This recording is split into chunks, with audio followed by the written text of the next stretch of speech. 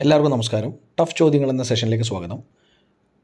ഈ ഒരു സെഷൻ്റെ പ്രത്യേകത എന്ന് പറയുന്നത് ഒരു ചോദ്യം മാത്രം ഒരു സെഷനിൽ ഡിസ്കസ് ചെയ്യുന്നൊരു സെഷനാണ്. ഇതിൻ്റെ ഒരു കാര്യം എന്ന് പറയുന്നത് കോൺസെപ്റ്റുവൽ ആയിട്ടുള്ള ക്ലാരിറ്റി ഉണ്ടാവാൻ വേണ്ടിയാണ് അങ്ങനെ ഒരു ചോദ്യം മാത്രം ഡിസ്കസ് ചെയ്യുന്നത്. കോൺസെപ്റ്റ് ബേസ്ഡ് ആയിട്ടുള്ള ഡിഗ്രി ലെവൽ ചോദ്യങ്ങളാണ് നമ്മൾ ഈ സെഷനിൽ ഡിസ്കസ് ചെയ്യാൻ ഉദ്ദേശിക്കുന്നത്. അപ്പോൾ ഒരു ചോദ്യം മാത്രം ഡിസ്കസ് ചെയ്യുന്ന ചോദ്യത്തിലേക്ക് കടക്കുക. സ്റ്റേറ്റ്മെൻറ്റ് ചോദ്യമാണ്.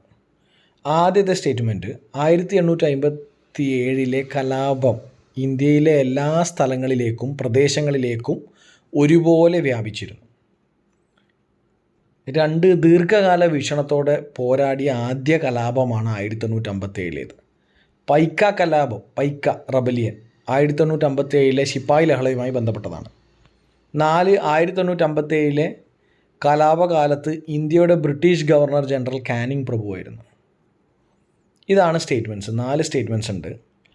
ഒരു ചോദ്യം വായിക്കുന്ന സമയത്ത് നമ്മളതിൻ്റെ കീ എന്ന് പറയുന്നത്, അപ്പോൾ ആ ഒരു കീ വേർഡ് എന്ന് പറയില്ലേ, അപ്പോൾ ഏറ്റവും പ്രസക്തമായ ഭാഗം കുറേ കൂടെ വായിച്ച് 1-2 പ്രാവശ്യം മനസ്സിലേക്ക് ഉറപ്പിക്കേണ്ടതാണ്. കാരണം ഇപ്പോൾ ഉത്തരത്തിലേക്ക് കടക്കുന്ന സമയത്ത് ആദ്യം പറഞ്ഞിരിക്കുന്ന സ്റ്റേറ്റ്മെൻറ്റ് എന്ന് പറയുന്നത് 1857 കലാപം ഇന്ത്യയിലെ എല്ലാ സ്ഥലങ്ങളിലേക്കും പ്രദേശങ്ങളിലേക്കും ഒരുപോലെ വ്യാപിച്ചിരുന്നു എന്ന് പറയുന്നു. ഒരുപോലെ വ്യാപിച്ചിരുന്നു എല്ലാ സ്ഥലങ്ങളിലേക്കും പ്രദേശങ്ങളിലേക്കും.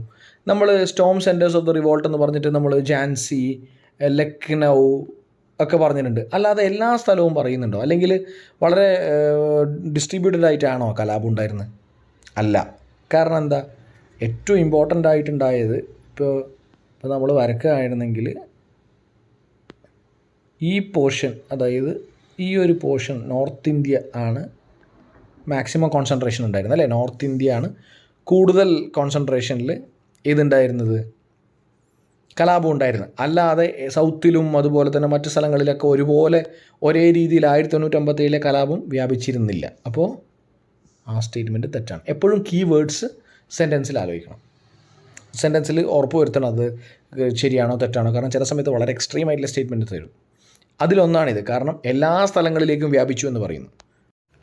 അപ്പോൾ ഈ സ്റ്റേറ്റ്മെൻറ്റ് വന്നാൽ നമ്മൾ എന്താ ലിങ്ക് ചെയ്യുക? സ്റ്റോം സെൻറ്റേഴ്സ് നോക്കും, അല്ലേ? അപ്പോൾ ലക്നൗ, ഝാൻസി, അതുപോലെ തന്നെ ബീഹാർ, അങ്ങനെയുള്ള സ്ഥലങ്ങളിലെ നേതാക്കളെ നമുക്കറിയാം. ആ സമയത്ത് അതിൻ്റെ ലീഡേഴ്സായി പ്രവർത്തിച്ച ആൾക്കാരെ അറിയാം. അതല്ലാതെ നമ്മൾ താഴേക്ക് വരുന്ന സമയത്ത് ഇപ്പോൾ സെൻട്രൽ ഇന്ത്യയിലോ അല്ലെങ്കിൽ സൗത്ത് ഇന്ത്യയിലോ നമ്മൾ അങ്ങനെ പ്രധാനപ്പെട്ട ഒരു സ്റ്റോം സെൻറ്ററായിട്ട് നമ്മൾ ഒന്നും കണക്കാക്കുന്നില്ല. അപ്പോൾ നമുക്ക് മനസ്സിലാവും ഡിസ്ട്രിബ്യൂട്ടഡ് അല്ല, നോർത്ത് സെൻട്രൽ ഇന്ത്യയിൽ കോൺസെൻട്രേറ്റഡ് ആയിട്ടുള്ള കലാപമായിരുന്നു 1857 എന്നുള്ളത്. 2 ദീർഘകാല വീക്ഷണത്തോടെ പോരാടിയ ആദ്യ കലാപമാണിത്. ഇത് ദീർഘകാല വീക്ഷണത്തോടെ ആയിരുന്നോ? പെട്ടെന്നുണ്ടായ ഒരു പ്രശ്നത്തിൻ്റെ പുറത്താണ് ഇത് തുടങ്ങിയത്. ദീർഘകാല വീക്ഷണം എന്ന് പറയാൻ അവർക്ക് ആകെ എന്താണ് ഉണ്ടായിരുന്നത്? ഒരു ബഹദൂർ ഷാ സഫറാണ് ഉണ്ടായിരുന്നത്. അപ്പോൾ അവർക്ക് നല്ല ലീഡേഴ്സ് ഉണ്ടായിരുന്നില്ല. വളരെ റീജിയണൽ ലീഡേഴ്സ് ആയിരുന്നു. റീജിയൻ സെൻട്രിക് ആയിട്ടുള്ള ലീഡേഴ്സ് ആയിരുന്നു ഉണ്ടായിരുന്നത്. മാത്രമല്ല അവർക്ക് പ്രത്യേകിച്ചൊരു എന്താ പറയുക, ഈ രീതിയിൽ യുദ്ധം ചെയ്യണമെന്നോ ഇങ്ങനൊരു പ്ലാൻ ഉണ്ടെന്നോ മറ്റ് രാജ്യങ്ങളെ കൂട്ടിപ്പിടിക്കണമെന്നോ അല്ലെങ്കിൽ ബ്രിട്ടീഷുകാരെ അപ്സെറ്റ് ചെയ്യണമെന്നൊന്നും ഉണ്ടായിരുന്നില്ല. അവരുടെ പ്രശ്നങ്ങളെ പരിഹരിക്കാത്തതുകൊണ്ടുള്ള അവർക്കുണ്ടായ ഒരു എന്താ പറയുക, ഒരു ദേഷ്യം അല്ലെങ്കിൽ ഒരു വിഷമം കാണിക്കുന്ന യുദ്ധമായിരുന്നു. അവരുടെ ഒരു എതിർപ്പ് കാണിക്കുന്ന യുദ്ധമായിരുന്നു. അല്ലാതെ ദീർഘകാല വീക്ഷണത്തോടു കൂടി പോരാടിയ ഒരു യുദ്ധമായിരുന്നില്ല 1857. പൈക്ക കലാപം 1857 ശിപ്പായി ലഹളയുമായി ബന്ധപ്പെട്ടതാണ്. ഇതിന് ഇമ്പോർട്ടൻസ് ഇല്ല എന്നല്ല. 1857 ഈ പറയുന്ന കലാപത്തിന് ഭയങ്കരധികം ഇമ്പോർട്ടൻസ് ഉണ്ട്. പക്ഷേ അതൊരു ഓർഗനൈസ്ഡ് ആയിട്ട് ദീർഘകാല വീക്ഷണത്തോടെ കണ്ട ആദ്യത്തെ കലാപമായിരുന്നില്ല. അതിനൊരു ലോങ് ടേം സ്ട്രാറ്റജി ഒന്നും ഉണ്ടായിരുന്നില്ല. 3 പൈക്ക കലാപം 1857 ശിപ്പായി ലഹളയുമായി ബന്ധപ്പെട്ടതാണ്. ആണോ? അല്ല. അപ്പോൾ 2 സ്റ്റേറ്റ്മെൻറ്റും അല്ല, 3 അല്ല, 1 അല്ല. 4 1857 കലാപകാലത്ത് ഇന്ത്യയുടെ ബ്രിട്ടീഷ് ഗവർണർ ജനറൽ കാനിങ് ആയിരുന്നു. ശരിയാണ്. അപ്പോൾ ഉത്തരം എന്താണ്? 4 മാത്രം. അപ്പോൾ കുറേ കൂടെ അനലിറ്റിക്കലായിട്ടുള്ള ചോദ്യമാണ്. എല്ലാവർക്കും വീഡിയോ ഇഷ്ടമാവുന്നു, ഉപകാരപ്പെടുന്നു എന്ന് വിചാരിക്കുന്നു. Bye, take care.